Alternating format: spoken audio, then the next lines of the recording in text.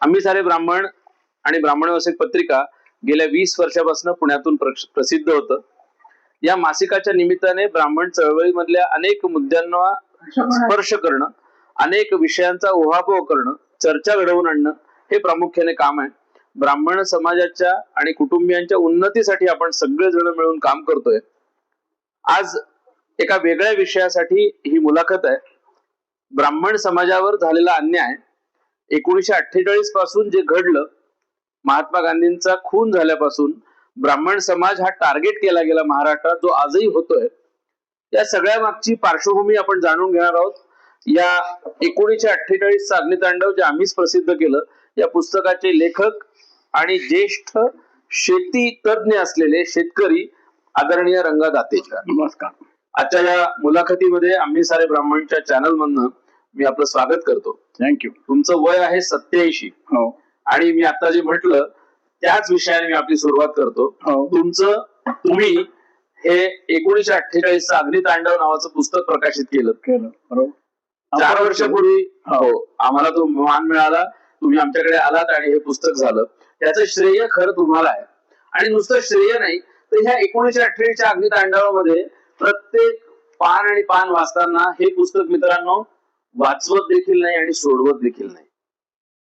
प्रत्येक वाक्य शब्द वाचताना डोळ्यामध्ये अश्रू येतात की काय घडलं. त्यातून आज ब्राह्मण समाज ते विसरून देखील कोणत्या स्थितीला आलाय आजच्या मुलाखतीत आपण सविस्तर ऐकणार आहोत.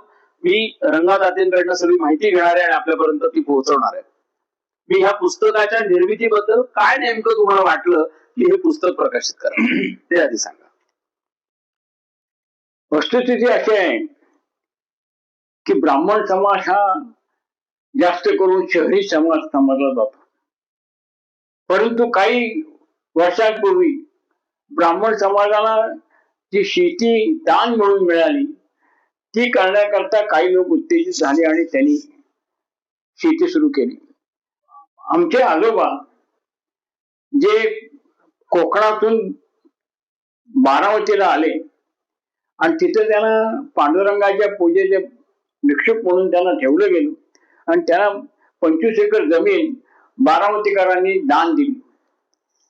ती करण्यासाठी आमचे वडील जे सगळ्यात धाकटे बंधू होते 5 बंधूंमधले, त्याला त्यांनी पुण्यावरून शिक्षण सोडून बारामतीला शेती करण्याकरता बोलून आणलं आणि त्या दिवसापासून आमची फॅमिली ही शेतकरी फॅमिली झाली. वाढता वाढता वाडा त्यांनी मोठ्या प्रमाणात जमिनी खंडाने घेतल्या, काही विकत घेतल्या आणि बारामतीच्या जवळजवळ 4 ते 5 गावामध्ये स्वतःचं प्रस्थान बसवलं. ही खरी भूमिका आहे. नंतर 2000 काही फलटण बारामतीमध्ये किती साधारणपणे ब्राह्मण कुटुंब किंवा लोकसंख्या असेल त्या काळातली?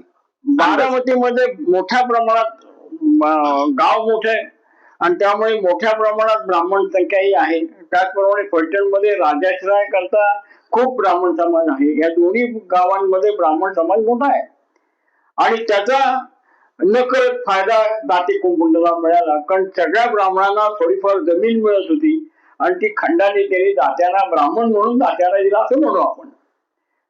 तर यामुळे दाते कुटुंब हळूहळू प्रस्थापित झालं आणि मोठे बागायतदार म्हणून प्रस्थापित. 2025 साली 1925 साली कॅनॉल आला आणि त्यावेळेला फलटणच्या महाराजांनी ज्या वेळेला डिक्लेरेशन केलं की आम्ही खंडाने जमिनी द्यायला तयार आहोत, फक्त तुम्ही या आणि त्या कसा. तर 1925 साली जेव्हा कॅनॉल आला आणि त्याच्यानंतर इथं शेती फुलायला लागली, त्याच्यानंतर आम्हाला एक फलटण हे मुख्य बारामती सोडून फलटण हे मुख्य झालं केंद्र आणि इथं आमचे जवळजवळ 350 ते 400 एकर जमीन या ठिकाणी होते. याचा अर्थ तेव्हा कुठेही मराठा ब्राह्मण असा कोणताही जातीचा वाद नव्हता. अजिबात नाही. आमची जी वस्ती होती, आमच्या वस्ती 3 ठिकाणी विभागली होती. या 3 ठिकाणच्या वस्तीवरून जवळजवळ 300 लेबर राहत होतो आणि ते सर्व जातीचं सर्व समाजाचे लोक असायचे. आमचे मुख्य जे आपण ज्याला मुकादम म्हणू ते देखील मराठा समाजाचेच होते. तर त्यामुळे हा भेदभाव कुठेही नव्हता. आमच्या वडिलांनी कधी केला नाही आणि आम्हीही कधी केला नाही. 1948 साली त्यावेळेला नथुराम गोडसेंनी गांधींचा वध केला.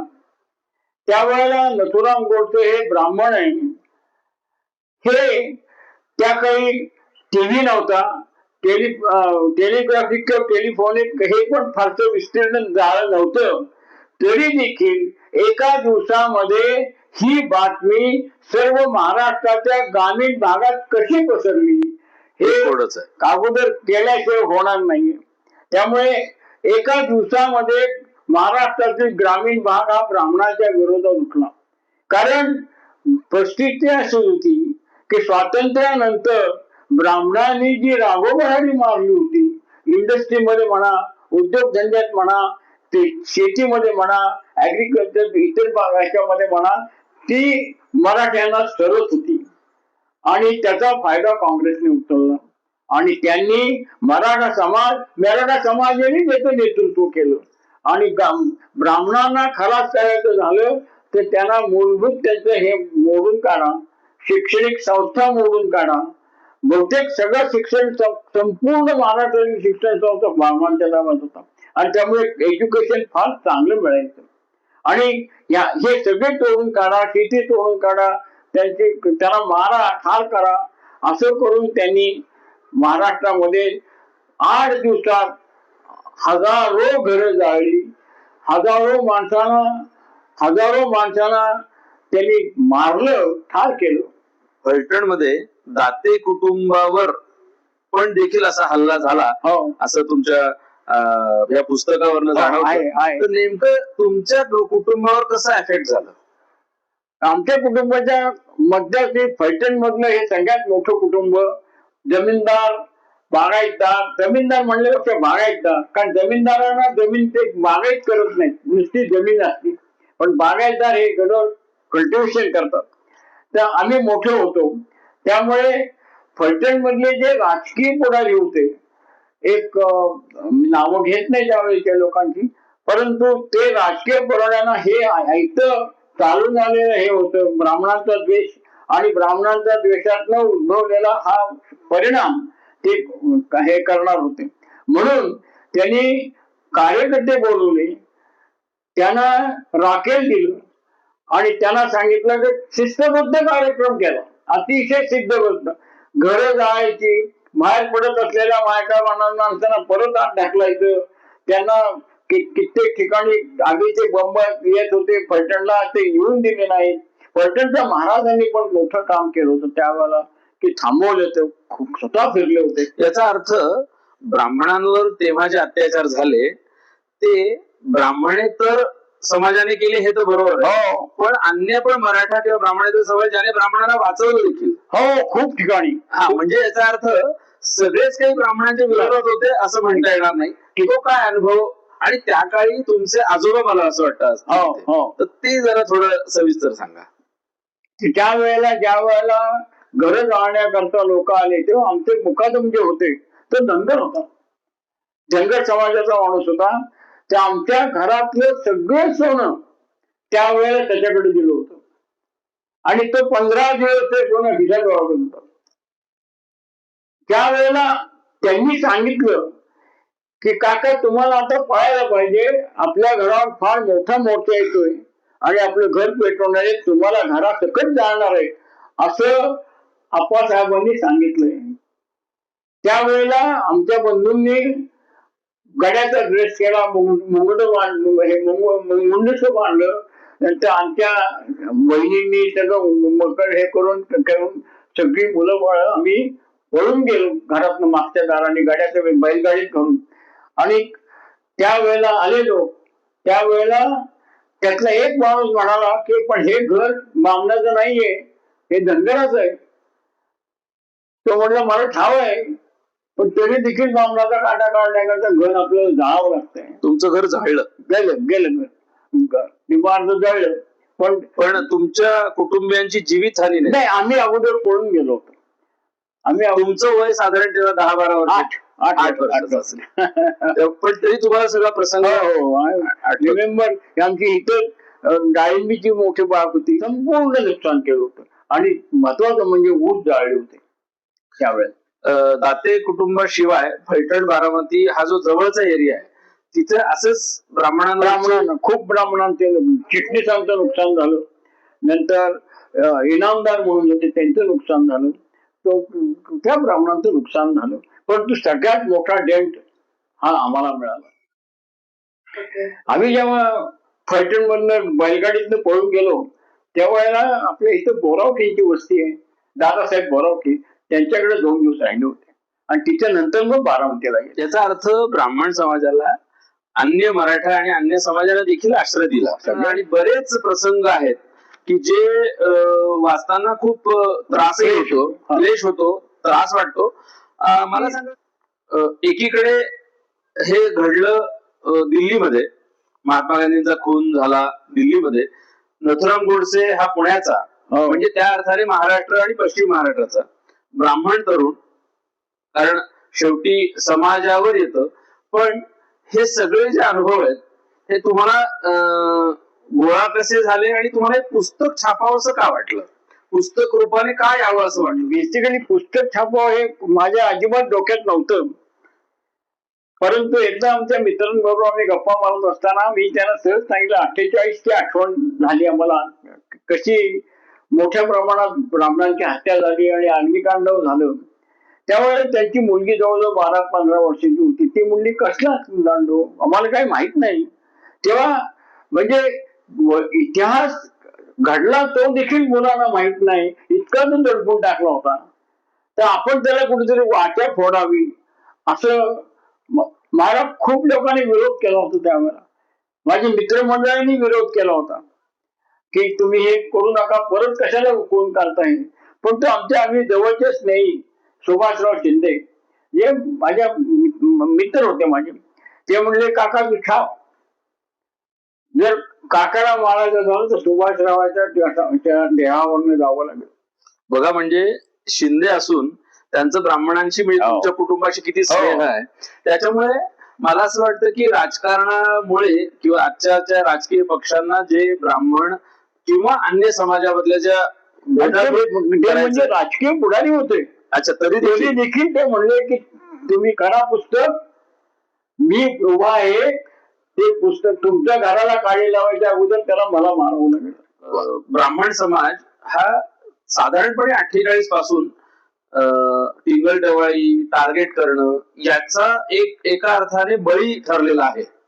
आणि त्याची 5वी-6वी पिढी आज असताना देखील नथुराम गोडसे आणि तो सगळा विषय पुन्हा पुन्हा उकरून काढला जातो. ह्याच्याबद्दल तुम्हाला काय म्हणावंसं वाटतं की आता झालं, तो प्रसंग संपून गेला, पण दुर्दैवाने आजही नथुराम गोडसेंच्या बद्दलच एका अर्थाने खपली काढली जाते, पुन्हा ब्राह्मणांना टार्गेट केलं जातं आणि ब्राह्मणांनीच सगळे अत्याचार केले असं म्हटलं जातं. प्रत्यक्षात ब्राह्मणांचं काम हे ज्ञानदानाचं, पौरोहित्य करण्याचं, तुम्ही तुमच्यासारख्या अनेक शेतकऱ्यांचं शेती करण्याचं, असं चांगल्या अर्थाने गुण्यागोविंदाने नांदणारा महाराष्ट्र, मला असं वाटतं कुठेतरी एक गालबोट लागलं. पण इतकी वर्ष होऊन देखील हे गालबोट अजून संपलेलं नाही. तर अजूनही ते टार्गेट केलं जातं. तुम्हाला ह्या 47 वर्षात त्याच्याबद्दल काय म्हणावं वाटतं? मुख्यत्वे असं आहे, जो पुत्र ब्राह्मण समाज हा नेतृत्व करते आहे, जो पुत्र ब्राह्मण समाज हा सगळ्यांच्या पुढे जाऊन पावलं टाकतो आणि ब्राह्मण समाज हा अतिशय डेव्हलपमेंट करणारा समाज आहे, तो पुत्र मराठा समाज हा ब्राह्मणांचा द्वेष करणारच, परंतु मोठ्या प्रमाणात नाही. त्याच काडी लावून त्याला पेटवणे काम हे राजकीय असतं. आता देखील आपण जर चालू परिस्थिती पाहिली तर त्याच्यावर हेच दिसतंय, परंतु आपला माणूस खंबीर आहे. आणि तुम्हाला आपला माणूस म्हणजे तुम्हाला मुख्यमंत्री देवेंद्र फडणवीसांबद्दलच बोलायचं, मुख्यमंत्री देवेंद्र फडणवीस. त्यामुळे आता हे शेवटी हे सगळं सुपरफिशियल आहे. हे जे ब्राह्मणांचा द्वेष आहे हा सगळं वरवर आहे, राजकीय आहे, आणि त्यांनाही माहितीये, ब्राह्मणांनाही माहितीये. गेली 100च नव्हे तर गेली अनेक वर्ष ब्राह्मणांच्या कर्तृत्वाचा आलेख खूप उंचावलाय. त्याच्याबद्दल तुमचं काय म्हणणं आहे? एकूण भारतामध्ये ब्राह्मणांच्या कर्तृत्व किती मोठं आहे? जो पुत्र जातीयवाद आहे, जो पुत्र आपला धर्म जातीमध्ये विभागला नाही, तो पुत्र मी वर तू खाली हा श्रेष्ठ तो कनिष्ठ हे होतच राहणार आहे. आणि ब्राह्मणाचं योगदान हे प्रचंड आहे. ब्राह्मणांचं योगदान तुम्हाला कुठल्याही शब्दात मोजता येणार नाही, इतकं प्रचंड योगदान. युद्धे आहेत, गोदे आहेत, सगळं आहे. ब्राह्मणांनी सगळ्या ह्याच्यामध्ये ब्राह्मणांनी पुढाकार सगळ्या क्षेत्रात घेतला. आणि त्यामुळे ब्राह्मण हा महाराष्ट्राचा एक अविभाज्य भाग आहे असं समजावं लागेल. कितीही कुणीही कितीही द्वेष केला तरी ब्राह्मणच राहणार. आतापर्यंतच्या स्वातंत्र्य संग्रामात असेल, म्हणजे स्वातंत्र्य सैनिक म्हणून हुतात्मे झालेले अनेक ब्राह्मण आहेत, अनेक उद्योजक ब्राह्मण आहेत, अनेक क्रांतिकारक ब्राह्मण आहेत, अनेक लेखक, साहित्यिक, शेतकरी, कोणतं क्षेत्र वर्जने ज्याच्यात ब्राह्मण नाही. तर ह्या संदर्भामध्ये एकूण कुळ कायद्यामध्ये जी शेती गेली ब्राह्मणांची, बरीचशी कुळ कायद्यात गेली आणि ब्राह्मण हा शेती म्हणजे एका अर्थाने जमिनीपासून वंचित राहिला. त्याच्याबद्दल एक तुम्ही सगळे शेतकरी म्हणून तुम्हाला विचारतो. कुळ कायदा हा बेसिकली राजकीय चाल होती, ही यशवंतराव चव्हाणांनी खेळली.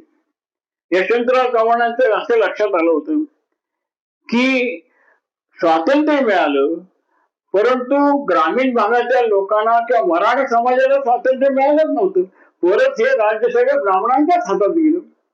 तेव्हा यांना मोडून काढण्याकरता यशवंतरावांनी चाल केली. कुळ कायद्याचा फायदा कोणाला झाला? फक्त माळी समाजाला झाला. ब्राह्मणांच्या जमिनी ब्राह्मणांकडेच जमिनी होत्या आणि त्या माळ्यांच्या असायच्या. त्यामुळे माळी समाजाची या कुळ कायद्याचा फायदा करून म्हणजे ब्राह्मणाच्या जमिनी माळ्यांकडे असायच्या खंडानी आणि याचा फायदा माळी समाजाला मिळाला. जो माळी समाज काँग्रेसच्या जवळ नव्हता, त्यांना जवळ करण्याकरता हा कुळ कायदा आणला. हे बेसिकली कुळ कायद्याचा बेस हा आहे की माळी समाज अट्रॅक्ट झाला आणि संपूर्णपणे काँग्रेसला वाहून घेतलं त्यांनी आणि त्याचा फायदा त्यांना मिळाला काँग्रेसला. ब्राह्मण समाजाने कधीही आरक्षण मागितलं नाही. तर मात्र आता एक मागणी महाराष्ट्रात येते, ती ब्राह्मणांना आरक्षण नको, संरक्षण हवंय. या संदर्भामध्ये तुम्ही काय म्हणाल? हे काय म्हणजे असं आहे की किती फसव आहे आणि किती खोट आहे हे आपल्याला लगेच कळून येतं. कारण जो समाज स्वतःहून कधी आरक्षण मागत नाही त्या समाजाला दुसऱ्या लोकांनी म्हणायचं आरक्षण नाही म्हणजे केवळ हे एक चेष्टा असली पाहिजे, दुसरं काय. तर त्याला म्हणजे हे काय मिळणार नाही. ब्राह्मणांनी आरक्षण मागितलं नाही, पण ब्राह्मणांना संरक्षण हवंय. त्याचं कारण टिंगल टवाळी टार्गेट करणं, ब्राह्मणांच्या विरोधात लिहिणं, असंख्य घाणेरडी पुस्तकं ब्राह्मण स्त्रियांबद्दल लिहिली जातात आणि त्याचं आपण एका अर्थाने काही करू शकत नाही. Solution for this is ignore, दुर्लक्ष करणे. लक्ष देऊ नका त्याच्याकडे. हे होत राहणार आणि करत राहणार, त्याचा इफेक्ट काहीही नाही, हे होतच राहणार. मित्रांनो, ब्राह्मण समाजाच्या संदर्भात खूप सडेतोडपणे रंगदातेंनी आताही बोललेत आणि त्यांच्या या पुस्तकामध्ये 1948 अग्नितांडव या पुस्तकात देखील याचा सविस्तर उहापोह केलाय.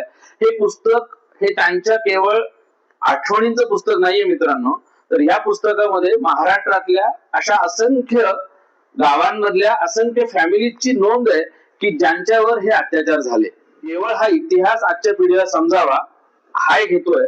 या मराठी पुस्तकाबरोबरच हा देशभरातला विषय ब्राह्मण जिनोसाइड, ज्याला वंश संपवणे अशा अर्थाची ही कट कारस्थान आणि मोहीम होती.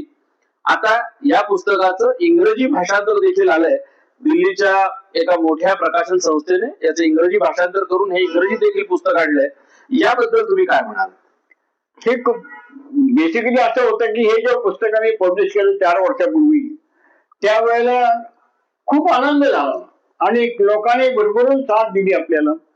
परंतु हे फक्त महाराष्ट्रापुरतं लिमिटेड राहिले किंवा मराठी माणूस जो बाहेर कुणी असेल त्यांनी एखादं पुस्तक घेतलं. पण मोठ्या विस्तीर्ण प्रमाणात जर याला हे पाहिजे असेल पब्लिसिटी, तर आपल्याला इंग्लिश मध्ये काय का हिंदी मध्ये करायला पण गरुडा पब्लिशरने ते पुस्तक पब्लिश केलंय.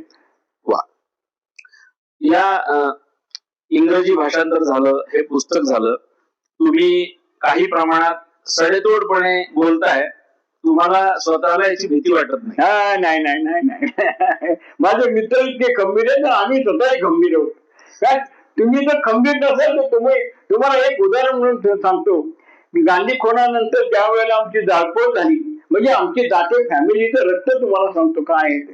दाते फॅमिलीचं जेव्हा जाळपोळ झाली आणि आमचं बरंचसं नुकसान झालं, त्यावेळेला 8 दिवसांनी आमच्या बंधूंनी ओपन जीप बंद गावात चक्कर काढली, हातात बंदुका घेऊन की दाते जिवंत आहे, कुठं पळून जाणार नाही, वा, असं म्हणून गाव फेरी काढली. याचा अर्थ ब्राह्मणांनी स्वतः सशक्त राहणं आणि ब्राह्मणांनी आहे त्याला तोंड देणं, मला असं वाटतं हा त्यातला विचार आहे. आणि मित्रांनो, ब्राह्मण समाजाबद्दलच्या आजकालच्या खूप गोष्टी आपल्या समोर येतात. खेडेगावातनं देखील ब्राह्मण समाज हा एका अर्थाने त्याची जमिनी गेल्या, कुळ कायद्यातनं गेल्या, देशोधडीला लागले.